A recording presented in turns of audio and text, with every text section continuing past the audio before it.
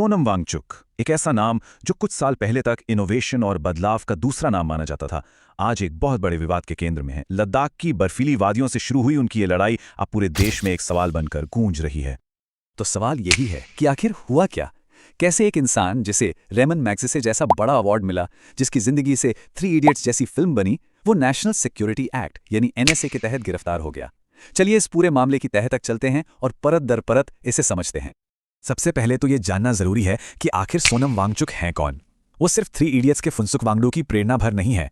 असल में उन्हें 2018 में एशिया का नोबेल कहा जाने वाला रेमन मैग्सेसे पुरस्कार मिल चुका है। उन्होंने लद्दाख में SECMOL नाम का एक अनोखा स्कूल शुरू किया।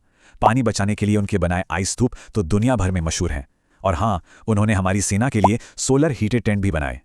और अब यही इंसान राष्ट्रीय सुरक्षा अधिनियम यानी NSA जैसे संगीन कानून के तहत गिरफ्तार है। ये वो कानून है जो सरकार को किसी को भी देश की सुरक्षा के लिए खतरा मानकर बिना मुकदमे के हिरासत में रखने की ताकत देता है। तो एक तरफ इतने बड़े बड़े काम और दूसरी तरफ ये गंभीर आरोप, ये हुआ कैसे?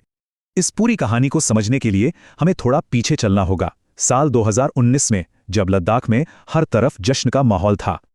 याद कीजिए अगस्त 2019 में जब आर्टिकल 370 हटाया गया और लद्दाख को एक अलग केंद्र शासित प्रदेश बनाया गया, तब सोनम वांगचुक ने खुद प्रधानमंत्री नरेंद्र मोदी को धन्यवाद देते हुए एक ट्वीट किया था।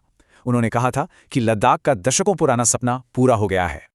तो फिर ऐसा क्या हो गया कि जो सोनम वांगचुक 2019 में सरकार के फैसले का स्वागत कर रहे थे, वो अचानक कुछ ही सालों में सरकार के सबसे बड़े आलोचकों में से एक बन गए? इस पूरे बदलाव की जड़ में है लद्दाख के लोगों की वो 4 बड़ी मांगें जिनके लिए ये पूरा आंदोलन खड़ा हुआ। देखिए, ये 4 मांगें सीधी और साफ हैं। पहली, लद्दाख को एक पूरा राज्य बनाया जाए। दूसरी, उसे संविधान की 6ठी अनुसूची में डाला जाए। तीसरी, वहां के लोगों के लिए नौकरियों का इंतजाम करने वाला एक अलग पब्लिक सर्विस कमीशन हो। और चौथी, संसद में लद्दाख की 2 सीटें हों, एक लेह के लिए और एक कारगिल के लिए। अब यहां पर यह समझना बहुत जरूरी है कि आखिर ये 6ठी अनुसूची है क्या।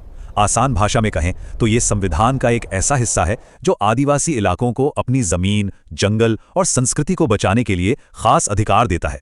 उन्हें अपनी एक लोकल काउंसिल बनाने की आज़ादी मिलती है। और क्योंकि लद्दाख की करीब 97% आबादी आदिवासी है, ये मांग उनके लिए अपनी पहचान बचाने की लड़ाई है। लेकिन इन मांगों की जरूरत पड़ी क्यों? सोचिए, लोगों में एक डर बैठ गया कि उनकी पुरखों की जमीनें, उनके चारागाह बड़े बड़े कॉरपोरेट आकर छीन लेंगे। लद्दाख में बेरोजगारी दर देश के औसत से लगभग दुगनी हो गई थी। और सबसे बड़ी बात, लोगों को ये महसूस होने लगा था कि 2019 में जो वादे उनसे किए गए थे वो पूरे नहीं हुए और अब उनके ही घर में उनका कोई कंट्रोल नहीं रहा। और इन्हीं चिंताओं के बीच जो एक शांतिपूर्ण भूख हड़ताल थी, वो देखते ही देखते एक हिंसक टकराव में बदल गई। घटनाएं बहुत तेजी से बिगड़ी। 10 सितंबर को सोनम वांगचुक ने अनशन शुरू किया। 23 सितंबर को खबर आई कि अनशन पर बैठे 2 बुजुर्गों की हालत बिगड़ गई है और इस खबर ने युवाओं के गुस्से को भड़का दिया। 24 सितंबर को जो प्रदर्शन अब तक शांतिपूर्ण था वो हिंसक हो गया और ठीक 2 दिन बाद 26 सितंबर को सोनम वांगचुक को गिरफ्तार कर लिया गया। इस हिंसा की एक बहुत ही भारी और दुखद कीमत चुकानी पड़ी। पुलिस और प्रदर्शनकारियों के बीच जो झड़पें हुईं, उनमें 4 लोगों की जान चली गई। ये सिर्फ एक आंकड़ा नहीं है, ये 4 तबाह हुए परिवार हैं। ये शांतिपूर्ण आंदोलन का एक बहुत ही दर्दनाक मोड़ था। और बात सिर्फ जान जाने तक नहीं रुकी। हिंसा का स्तर इतना बढ़ चुका था कि लेह में बीजेपी के दफ्तर, पुलिस की गाड़ियों और हिल काउंसिल के बिल्डिंग तक को आग के हवाले कर दिया गया। जो लद्दाख अपनी शांति के लिए जाना जाता था, वो आग की लपटों और गुस्से में घिर गया था। ठीक है, ये तो हुआ एक पक्ष। अब सिक्के का दूसरा पहलू भी देखते हैं। इस पूरी सिचुएशन पर सरकार का क्या कहना है और सोनम वांगचुक के खिलाफ आरोप क्या हैं? सरकार का जो मुख्य आरोप है वो है भड़काने का। गृह मंत्रालय के मुताबिक सोनम वांगचुक ने अपने भाषणों में अरब स्प्रिंग और नेपाल के प्रदर्शनों का जिक्र किया, जिससे युवा भड़क गए और हिंसा पर उतर आए। इसके अलावा सरकार ने वांगचुक की संस्था SECMOL का FCRA लाइसेंस भी कैंसिल कर दिया। इसका मतलब है कि अब उनकी संस्था विदेश से कोई भी चंदा नहीं ले सकती और इसकी वजह बताई गई पैसों के लेन देन में गड़बड़ी। और ये आरोप काफी गंभीर हैं, जैसे एक विदेशी संगठन से संप्रभुता जैसे संवेदनशील टॉपिक पर स्टडी के लिए पैसे लेना, अपने FCRA अकाउंट में खुद कैश जमा करना जो कि नियमों के खिलाफ है, एक प्राइवेट कंपनी को 6 करोड़ रुपए से ज्यादा डाइवर्ट करने का आरोप, और तो और कई ऐसे बैंक खातों का मिलना जिनकी जानकारी सरकार को नहीं दी गई थी। इन सब मामलों की अभी जांच चल रही है। तो अब हमारे सामने 2 बिल्कुल अलग अलग कहानियां हैं जो इस पूरे मामले को एक बहुत ही जटिल दुविधा बना देती हैं। एक तरफ है सोनम वांगचुक, जो अपने लोगों की नजरों में एक हीरो हैं, जो लद्दाख की पहचान, संस्कृति और पर्यावरण को बचाने के लिए संवैधानिक लड़ाई लड़ रहे हैं।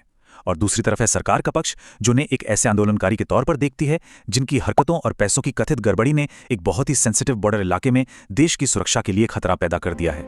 और यही वो सबसे बड़ा सवाल है जिस पर आकर हम रुक जाते हैं कि जब संवैधानिक अधिकारों के लिए शुरू हुआ एक शांतिपूर्ण आंदोलन हिंसक हो जाए तो इसकी जिम्मेदारी आखिर किसकी होती है? क्या ये जिम्मेदारी प्रदर्शनकारियों की है, नेताओं की, या फिर सरकार की? ये एक ऐसा सवाल है जिसका जवाब शायद इतना आसान नहीं है।